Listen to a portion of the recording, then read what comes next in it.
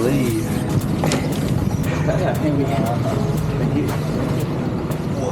Moments before we got to this point, we had just handed back our mopeds that had taken us on a month-long adventure, riding aimlessly around northern Thailand. The freedom that you get with long-term moped rentals traveling a country like this allowed us to tick a lot of things off of our bucket list. But to be fair, it can also catch you in a lot of ugly situations. In this episode, you'll get to see us reach some pretty monumental sites that honestly took our breath away. The only thing is, me and my friend Luke sent ourselves to Thailand with only really one mission, and that was to travel the length of the country for less than it costs to live at home in Perth. So now that we've handed our bikes back, we're kind of left with no other choice than to navigate the rest of our way south by only using public transport. How hard could it be? Now what? How does this work? Wind torque? Go straight, keep walking. You'll see 40. Right. Thank you very much. Thank you so much. At this point, we'd been in Thailand for over a month, and it's quite funny to think that this is actually our first time catching public transport since we've been here. It's pretty safe to say that we made it look way harder than it should be. Now, this bus journey would actually be taking us from northern Thailand into the central region of Thailand. Central Thailand, or Siam, is actually full of ancient history, with evidence of civilization dating back to as early as the Khmer Empire still present. Anyway, central Thailand stretches all the way down from Bangkok in the Gulf of Thailand up to a small historic province called Sukhothai, and that's exactly where we'll be going first. The bus ride from Chiang Mai to Sukhothai was actually only around 300 baht, which for a 5-hour journey, that was actually pretty good. Regardless of the price, we knew we were locked in for the long haul. After arriving to Sukhothai busport, we spotted a few tuk-tuk drivers hailing us down, and with zero motivation to wait in the dark for a taxi or haggle for a price, we just hopped in and went to our hotel. After checking in, we just dropped our bags, fell on the bed, and passed out. Okay. Okay. So apparently around the year 1238 AD, the presence of the Khmer Empire in the area started to dwindle, and the Sukhothai Kingdom was born. Now, some say that the town of Sukhothai actually dates back a bit further than the Kingdom of Sukhothai, to around the year 1200 AD. Some monuments that were built by the ancient Kingdom of Sukhothai are actually still standing in the Sukhothai Historical Park. Conveniently, this was actually only a 20-minute tuk-tuk ride from where we were staying, in Sukhothai. The next morning we woke up, realized we had a flu, did some washing, and eagerly flagged down a tuk-tuk driver to take us to the historical park. Now, as I'm a bit of a nerd, I was super keen on this place, but I hadn't really seen more of it than what I had seen on Google Maps. In saying that, in the background of like every photo I'd seen, there were people just riding around on bicycles, so I thought that would be the ultimate way to check out this place. So yeah, we made sure to keep a keen eye out for any bicycle rental shops that might be in the area. That was easy. Jesus! Does yours have gears? No gears? No worries. Let's fucking go. Yeah. Yes! The Sukhothai Historical Park is actually home to around 35 historical ruins, so yeah, there's definitely more than enough to see to spend the entire day there. Luckily, around the month of November when we were there, they were putting on some sort of like event around the park. There was heaps going on, and it was like kind of packed out with different market stalls and exhibits and stuff like that. I could be wrong, but I'm pretty sure it had something to do with Loi Krathong, as it was in November, and come nighttime there was a bunch of people floating their baskets along the water. The first place we pedaled off to was a monument that was built in the late 12th century, or the early 13th century, depending on who you ask. But anyway, yeah, this bad boy was one of the oldest in the whole site. Yeah, that's bloody gangster. But it'll be cooler when the sun is an hour later.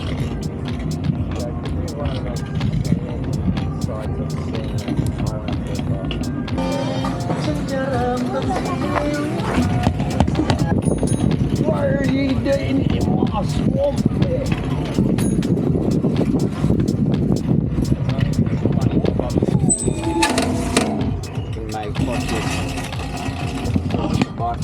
I've never invented something so perfect in my life.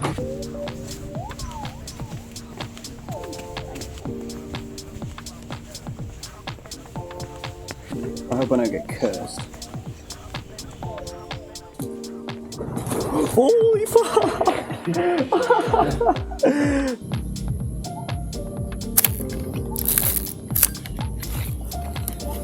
3.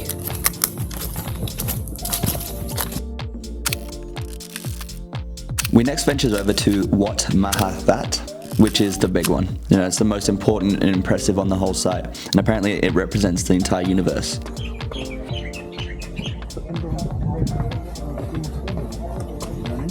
tour, Mackie. No way.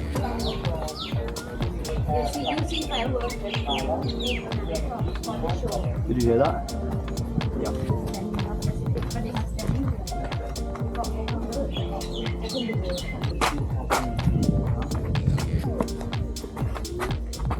Oh, the sun's the wrong way.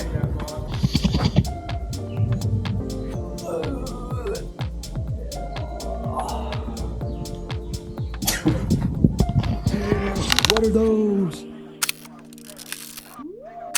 Parched from navigating the Great Beyond, we took a look at the markets to see what was going on.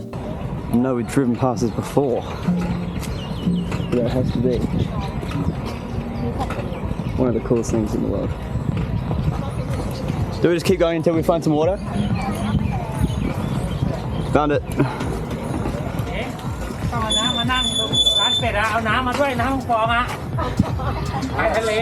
There's some water. That's just what about smooth? Oh. So I was just talking to myself and everything. Yes. But pretty much that looks shit. Where do you want to go? That looks fucked.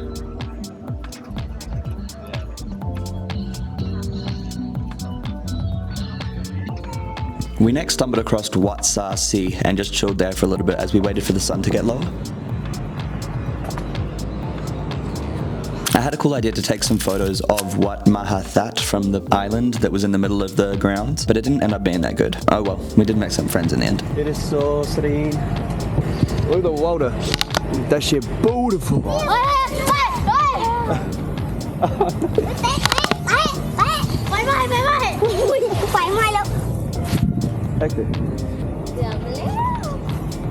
As the sun had set, we were getting a bit hungry, so we decided to return our bikes and see what that market had on offer. As we were returning our bikes, though, I got a bit distracted by a loud sound coming from Wat Mahanakhon. It looked like they were setting up for a big event that was happening at the end of the night. We stumbled onto that light and sound show as it was just starting, but me and Luke didn't get a ticket because we thought it was just going to be in Thai, but we did end up just watching it over the fence and we were hooked. Honestly, it was a cool telling of the history of Sukhothai through the ages. I'm glad we did stay in the end because that shit was fire. Literally.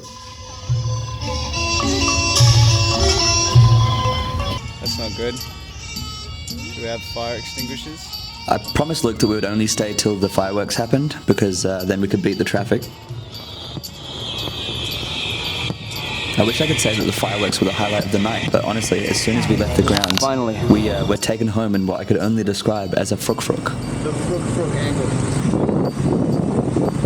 Nah, but seriously, if you do have some wiggle room in your itinerary, I would definitely recommend coming here, especially if you're a nerd like me, especially if you rent out bikes, especially if it's November. Nah, 9 out of 10, for sure. As we only had 2 nights here, which is plenty by the way, we head to the bus station and tried to figure out how to get to our next destination, Bangkok. Hey, where do we get tickets to for Phitsanulok? Luckily, we were able to catch a bus from Sukhothai to Phitsanulok bus station.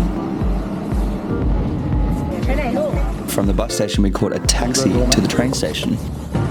And then from the train station, to the train to Bangkok. Oh my god, I can't believe it. Cheers. And with that, I just wanted to quickly praise how easy Thai public transport is and how cheap. I've noticed there are a couple ways to go about public transport in Thailand. You can either go to the bus station or the train station or whatever and buy tickets there and then, or you can organize it online with companies like Want2Go Asia or something like that. The only problem with buying it online is that the confirmation isn't always instant, so if you are in a bit of a rush, it's probably not the best idea. Anywho, after grabbing our ticket and waiting for our train to rock up, we were all aboard for Bangkok. I believe this train was actually around 6 hours long, and as it was during the daytime, we got to see the countryside roll past through the window, which is something that you don't really get to see out of a plane. These tickets cost somewhere between 300 and 500 baht, as there are different cabin configurations you can get, as well as that it really depends on what time your train is, as the most expensive tickets will be the overnight sleeper trains, but in saying that, they're not really that expensive. Regardless of the bumpy ride, which I kind of expected, the train was actually fairly comfortable. I just recommend buying a ticket for a cabin that has aircon. Wow, Bangkok, Thailand. 125 baht.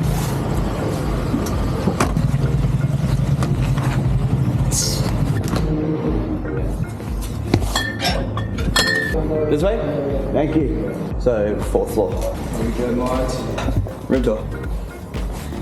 Now, funnily enough, we actually arrived to Bangkok on Luke's birthday. Room tour over. So after getting a ride to our accommodation, we checked out our hotel, and then went out for some dinner. Oh yeah, and then we came back for some drinks. We didn't stay up too late though, as we knew we had a bit of a big day exploring the next day. We woke up slightly dusty, but we soldiered on, as the plan for the day was to just walk around until we essentially collapse. Now, we did know about the BTS SkyTrain that runs in Bangkok, and that's a great bit of infrastructure, but we kind of just planned to literally get lost. Now, Bangkok itself has about 50 districts, and the metropolitan area of Bangkok expands even further, and is a home to, I think, 17 million people. Like every other backpacker, we decided to stay in a hotel that was kind of close to Khaosan Road in the Bang Lam Phu district. The accommodation in this area is relatively cheap, and is kind of central to everything that we wanted to see. As for Khaosan Road itself, I'll give you my thoughts later on. Where are we? But no, we gotta go. What you doing today, brother? No deal. Why not? They definitely built that wall so you had to pay to get in. Yeah. But it looks pretty grand from out here. I'll tell you that for free. See, this is where we need to be.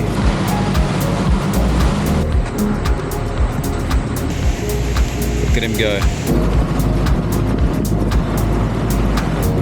We managed to walk around the city for well over 3 hours, naturally gravitating towards the skyscrapers in the Siloam district. I couldn't get over how modern and how vibrant the city was, especially after coming here from Sukhothai. We even stumbled into this gargantuan shopping centre called Icon Siam. Despite not shopping for anything at all, we managed to go up every single floor in this building. The bottom floor started off as some fake street food market. This is an internal night market in the daytime. And then the top floor was this panoramic balcony looking over the whole skyline. From that viewpoint, we set our sights on the tallest building we could see, the Mahanakhon Tower, and made our way there to see if we could get up it. Not before giving ourselves a congratulatory beverage, despite how expensive they were in this part of the city. It's a well-deserved drink. There's a lot of walking. Mine says 13.5 k's now. We arrived to the base of the tower and then bought tickets for the sunset session, which I believe from memory was like 1,000 baht. So your ticket is one time for go up. Welcome to high speed lift นะคะ We are going up to level 74 in 50 seconds. Enjoy the video ค่ะ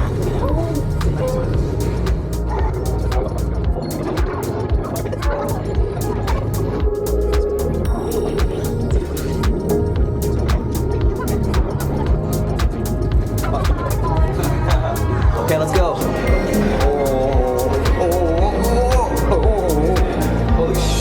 Holy shit.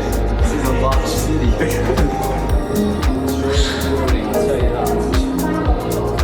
This building. It looks like I'm falling out the window. Go up. Yeah. For the shoe cover later. Ah, Dankeschön. Now this is epic. สวัสดีค่ะ Oh wait, it could be a cool top down. It's gonna be very hard to choose where to take the pictures from.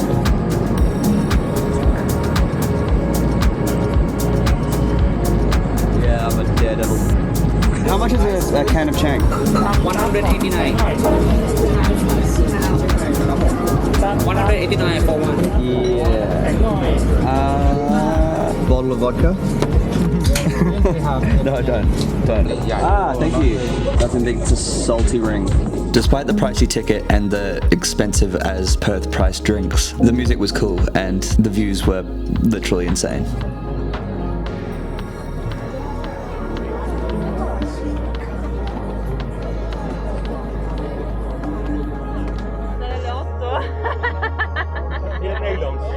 Vabbè, però.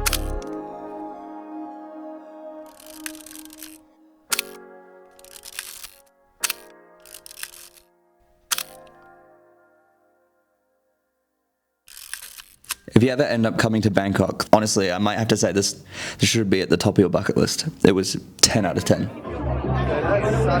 Do you get worried? No, you're not allowed to. Are you recording? Yes. Wish your uniform is stomped on the ground. Fucking hell, man, that's fucked. How? I hate the idea of this falling off. Really? I did when I was like, It is so fake. It's just a TV representation. That is all. have infinite faith in humans and then you'll be okay.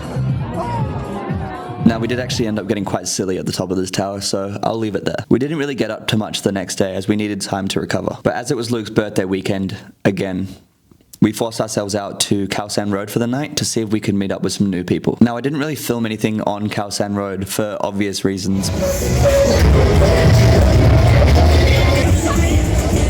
What is this place? But I can assure you, it is exactly what you think it is. I wrote a little review while I was there, and it goes like, Khaosan Road is a sloppy mess of drunk tourists trying to have a conversation over an inhumanely loud Ed Sheeran cover with a bucket of random liquid and someone shouting in your ear to buy a racist wristband or a fried scorpion. Sums it up quite nicely, I think. It is definitely battle of the bars here. The music is absolutely cooked, but still very fun. I'll give it a 7 out of 10.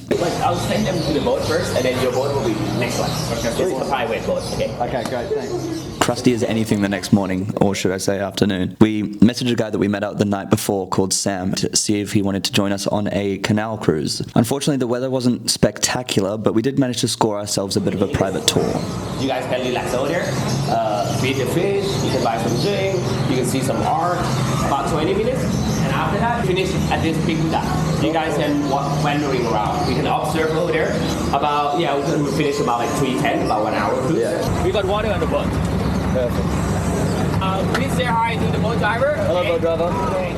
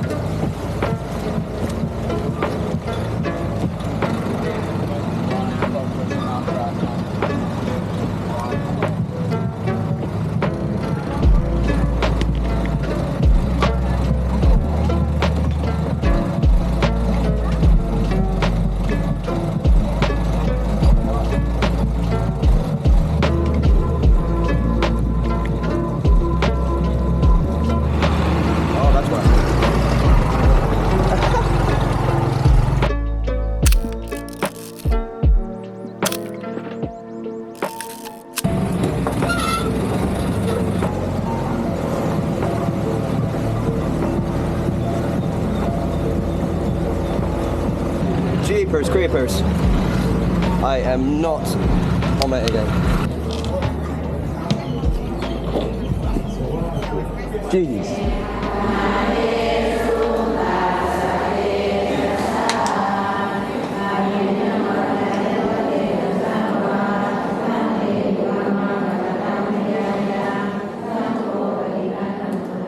The company we did the tour with was called Hidden Bangkok Tours, and our tour was about an hour long and cost 1,500 baht, but that was for up to 5 people. I just had a look on their website, and it looks like they do offer a bunch of different tours instead of just the one that we went on. They have another hour-long one for the same price that goes along the Chao Phraya River, which honestly does look a little bit more interesting, and they have a couple 2-hour ones that are 2,500 baht. All in all, I'd give this tour about a 6 out of 10. The concept is really fun, and the organisers were great and everything, but I think the weather and the tour that we picked and the hangover kind of just amalgamated into something that wasn't that fun. I'm so hungover, cunt. I don't even appreciate it. I just want water. Hold it. Now, after exploring the giant golden Buddha's grounds for a little bit, we decided to commit the 90-minute walk to Chinatown. Australia.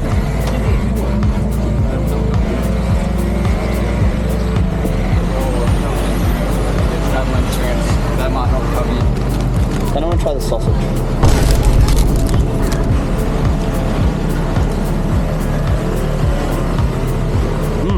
Whilst we were in Bangkok, we obviously watched Hangover 2 because it's the rules. One thing I noticed in the intro to Hangover 2 was how cool they made Chinatown look, and I obviously wanted to go there and take photos.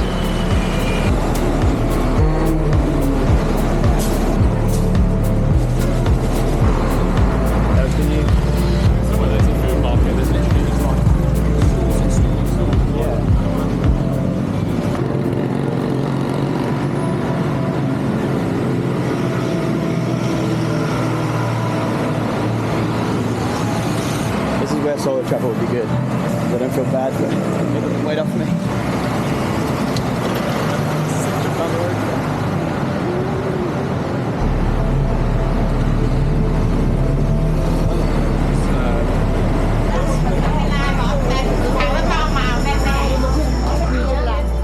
after walking around for a while, you get to notice that this place feels otherworldly. There's so much hustle and bustle and so many different alleyways to go down. I loved it. 8 out of 10.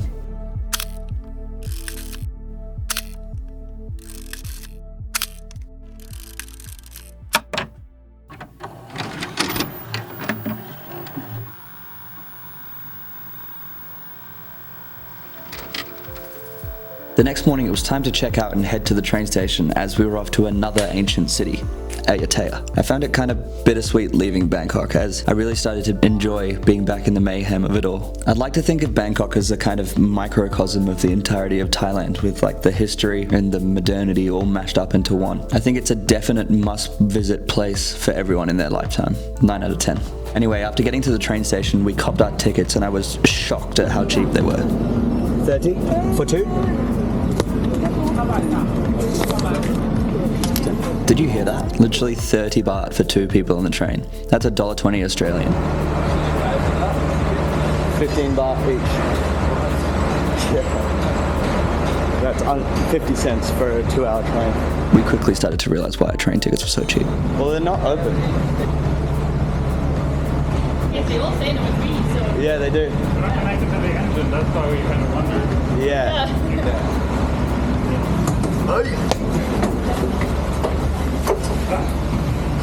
Not bad. Cool top. Yeah. That's why everybody's waiting outside. Yeah, that's true. Experience. Well, we're in this together if it's the wrong one. Yeah. Toilet? Yeah. Nice. Water on the train.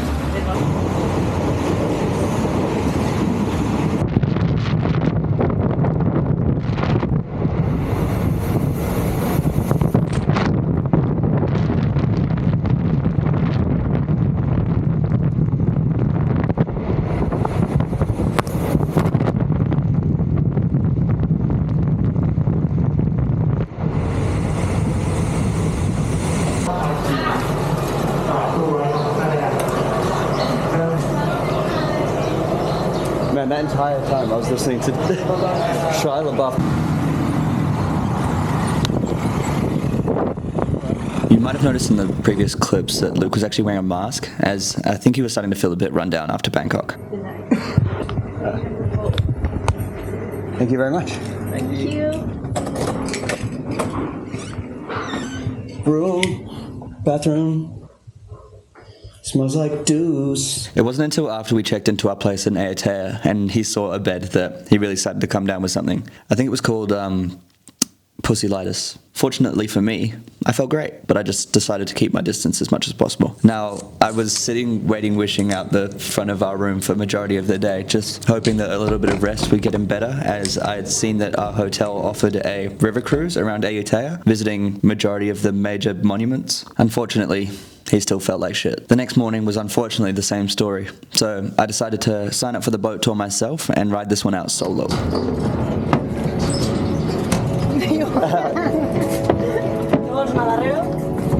You got it? Yeah.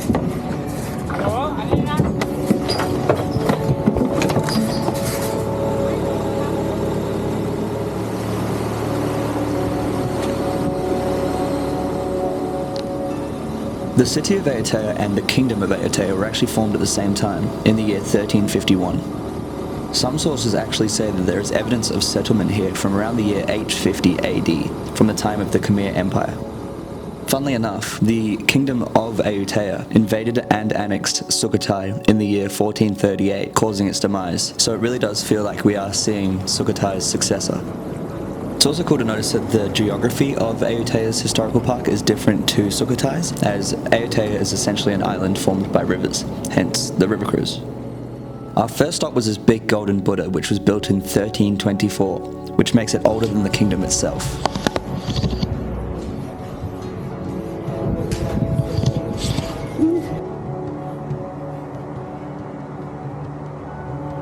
This bad boy cost 20 baht entry, and despite the scale, I'd give it a 6 out of 10. It was inside a room, so it wasn't very photogenic.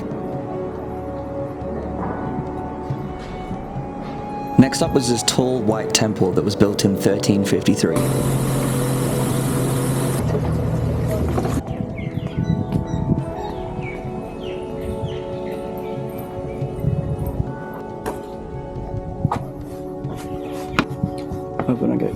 sentence was. Oh my gosh. That's it. COVID. It was cool to be able to walk in and around this one, but I distinctly remember walking into a room and being freaked out by bats. It was a laugh though. 7 out of 10. There's lots of bats. There's bats. Yeah. Ooh.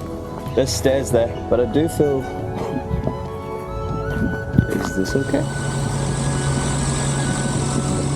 They definitely saved the best for last on this trip as we disembarked our boat onto the grounds of the big one.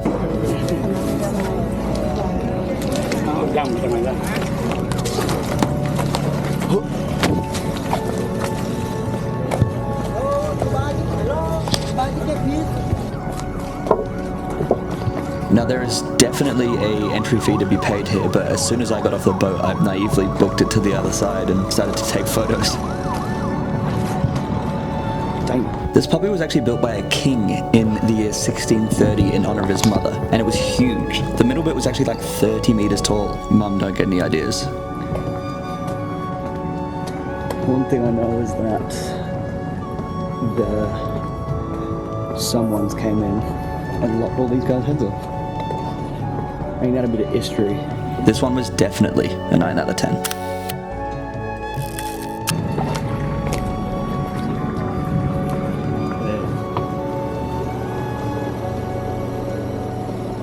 The tour finished up at this night market where I hung out with some people from the boat, got some dinner and called it a night.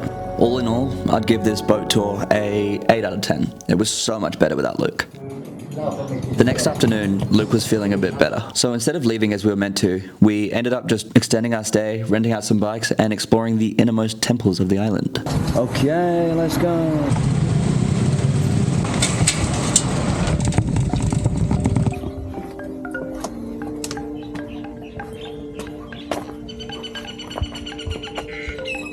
Wow, it's starting to become templed out.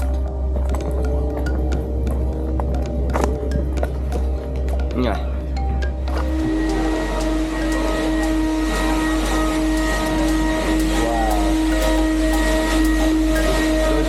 Another contrast between Ayutthaya and Sukhothai is that the ancient sites within Ayutthaya are just dotted around the city. Honestly, you could be riding a bike down the road and then just smack into a behemoth of an ancient memorial site right next to a 7-Eleven. Oh, my shit's down. Shit. Chaos has ensued. Ready? Yeah. Mountain biking to elephant course. Hello, big guy. Oh. He's literally chilling on a barbed wire fence. That shit is sad, I think. I mean, they're alive.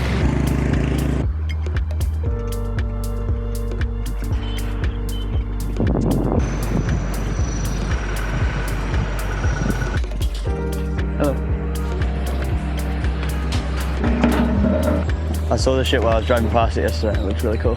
Oh, that's where I was. After seeing our last temple for the day, we decided to get dinner at this riverside restaurant that overlooked the big white temple from the day before. Swag. As we spent the entire afternoon pretty much lost, I couldn't tell you what temple we were looking at and when, but I'd give the whole experience a solid 8 out of 10. It was good fun. The next morning we woke up, we had to check out, and we were stuck for where to go next. Luke was getting back to normal, but still wasn't 100%, so we decided we needed to go somewhere that was refreshing. Now, it was too early for us to go all the way down south, so we pretty much just flipped a coin to see whether we should go to Pattaya or Kanchanaburi. And Kanchanaburi won, mainly because if we went to Pattaya, we would have just been drinking the whole time. Alright, so after much deliberation, the best way for us to get from Ayutthaya to Kanchanaburi would be to... Oh, my man's swimming. Oh, he's washing. Ferry to the mainland. This is Ferry 9. Train to Bangkok.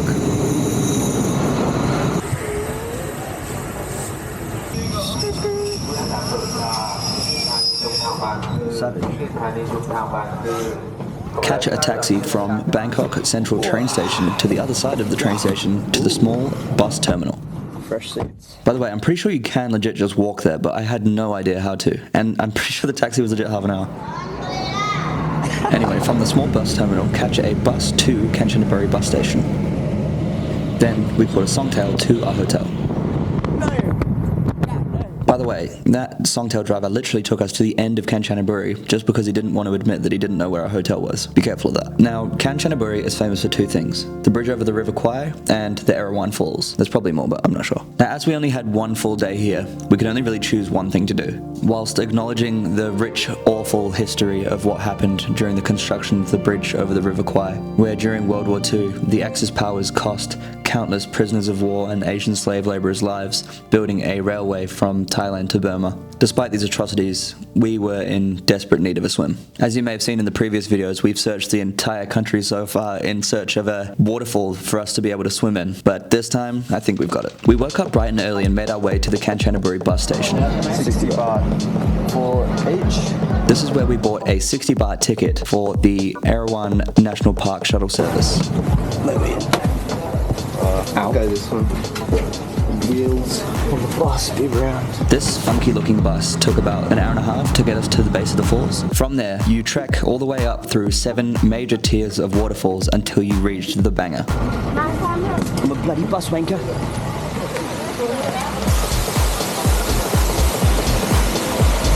Wow. Look at all those rocks.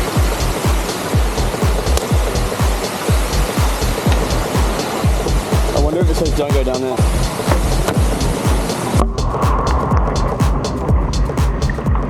Wowzers! The coolest part about the Erewan Falls by far is that the rocks are sticky. You can legit walk up the waterfalls. This is because apparently the rocks in the local area have limestone deposits, which makes them grippy. But honestly, it's such a surreal feeling.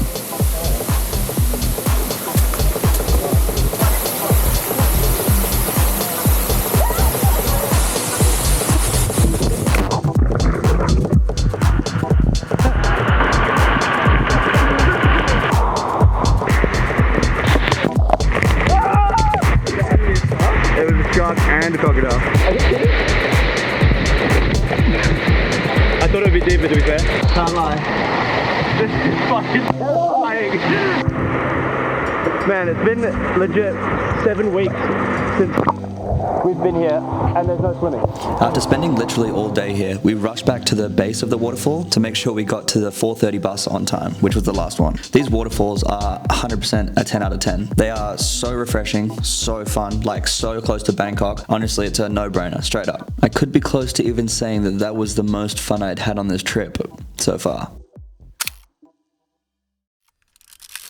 The next morning, we packed up all our shit and caught the bus back to Bangkok so we could organise our way southward.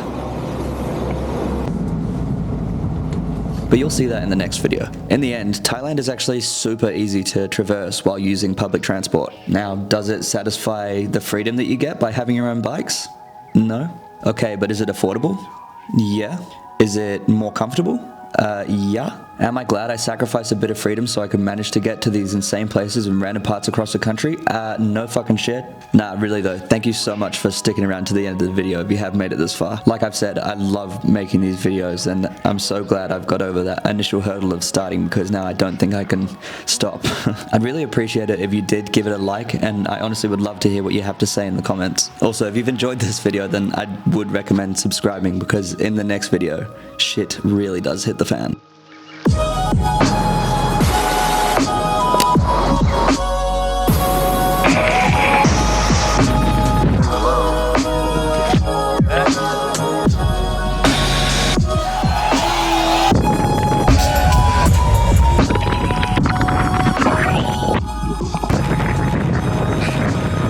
We just drove past someone that was pretty much dead, so pretty glad I'm wearing a helmet right now. Holy fuck.